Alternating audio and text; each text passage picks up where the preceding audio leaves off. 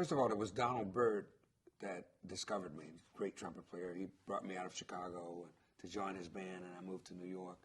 And it was Donald Byrd that introduced me to Miles. I came to New York in January of 1961. I think Donald took me over to Miles's house. Maybe it was 62. I don't remember exactly, but I remember. Now, I had seen Miles before, but I had never been introduced to him. I'd seen him in Chicago at concerts, and I'd met Wynton Kelly. I had met before, Paul Chambers. I had met Jimmy Cobb. I had met, but I was always afraid to introduce myself to Miles. But anyway, so all of a sudden I met Miles in Miles's house, and we were in his recreation room, and Miles said, "Play something." So I was so nervous. I knew I couldn't play anything faster than a ballad. So I think maybe I played Stella by Starlight or something. And Miles said, "Nice touch." And I was so thrilled that Miles complimented me. He said, "Nice touch," you know. It just stuck with me. It kind of hung with me, you know. So it gave me a warm and fuzzy feeling. So that was the first time that I met Miles. But the way I actually found out that he was interested in me being in his group. But there were rumors floating around New York in 1963 that Miles was looking for me. And I would always say, "Yeah, right." Miles, they was looking for me? I don't think so. So, but, you know, as the weeks, actually even months went by, I was hearing that more and more often from people. And so Donald Byrd, who actually, he was my roommate. He asked me to share his apartment, and I slept on the hide-a-bed in the living room, and then it was just a one-bedroom apartment. So he and I were roommates for 2 years. And Donald one day, and Donald, by the way, he really raised me in New York. So he treated me like I was his student, or I was his protege, or his apprentice. And Miles one day said, "Okay, Herbie, when Miles calls you, you have to tell him that you're not working with anybody." I said, "First of all, Miles is not going to call me. Secondly, how can I do that to you, Donald? I've been working with you for 2 years, you know." He said, "Shut up, man." he said, "I could not sleep at night if I knew that I stood in the way of you having an opportunity like that, working with Miles." So he said, "Do what I said." Funny thing was, within hours, Miles called. And the first question he said was, "You working with anybody?" I said, "No." And he said, "Can you come by my house tomorrow at 1:30 or something?" And click, he hung up. Now, I had been to his house, but I didn't remember where it was. And so I didn't know where I was going to go. But I knew Donald knew where he lived.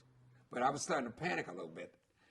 And about a half hour later, Tony Williams, the drummer, who I had worked with on and off with Jackie McLean, great alto saxophonist, who also used to work with Miles. Tony called me up. He said, "Did Miles call you?" I said, "Yeah." He said, "He called me too." Woo! And so he had Miles's address. And so we both showed up the next day. And Ron Carter was there on bass. And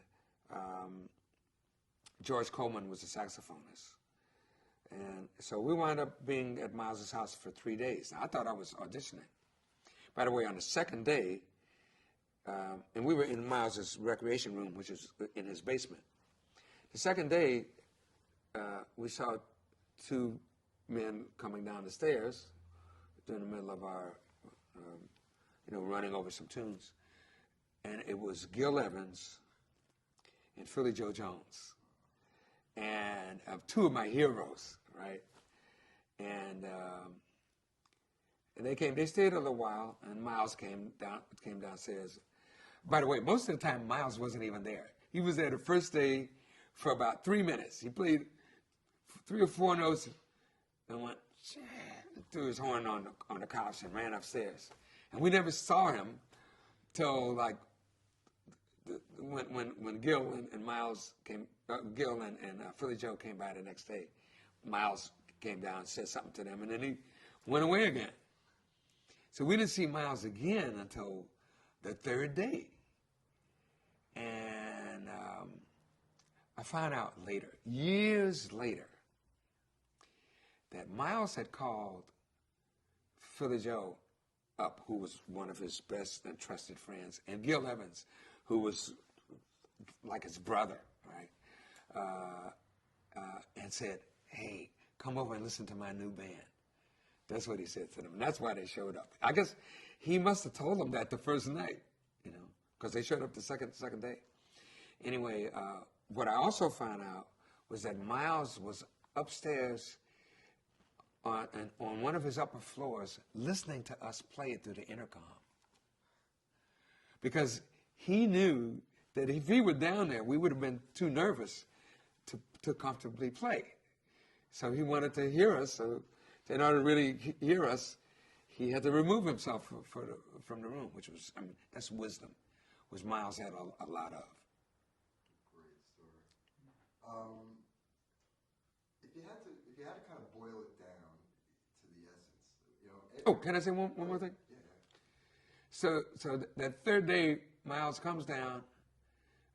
He plays a few notes. He plays a few more than he did the first day, and then he says, "Okay, tomorrow we have to meet at Columbia Recording Studios at 3:30." And I said, "Does that mean I'm in the group, Miles?" And he looked at me, and he said, "You're making the record." And another expletive.